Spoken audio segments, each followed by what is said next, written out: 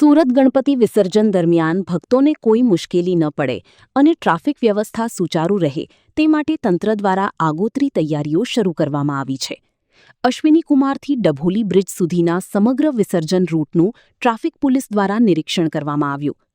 આ રૂટ ચેકિંગમાં traffic police, crime branch, Surat મહાનગરપાલિકા અને ટોરેન્ટ પાવરના અધિકારીઓની ટીમ જોડાઈ હતી. વિસર્જન રૂટ પર નડતરરૂપ વીજ વાયર કે અન્ય કોઈ સમસ્યા ન સર્જાય તે માટે સ્થળ પર જરૂરી ચકાસણી કરવામાં આવી હતી. ગણેશ વિસર્જન દરમિયાન ટ્રાફિકની સમસ્યા ટાળવા અને ભક્તોને સુરક્ષિત રીતે વિસર્જન સ્થળ સુધી પહોંચાડવા તંત્ર સજ્જ બન્યું છે. ગણપતિ આગમન શરૂ થઈ ગયું છે. ઘણી બધી જગ્યાએ ગણપતિજીની પ્રતિમાનું સ્થાપન શરૂ થઈ ગયું છે અને સાથે સાથે હવે ગણપતિ વિસર્જનની તારીખ પણ નજીક આવી રહી છે, જેને ધ્યાને રાખીને સુરત શહેર traffic police, local police, crime branch બધા ભેગા થઈને અત્યારે રૂટ નિરીક્ષણમાં નીકળ્યા છીએ.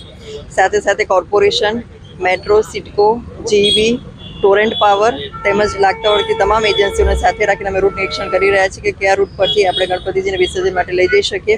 ક્યાં ક્યાં નડતરરૂપ વાયરો છે, નડતરરૂપ બોર્ડ છે, સીસીટીવી કેમેરા, સિગ્નલના પોલ જે કંઈ હોય તમામ ધ્યાને રાખી અને રૂટ નક્કી કરવામાં આવી રહ્યો છે.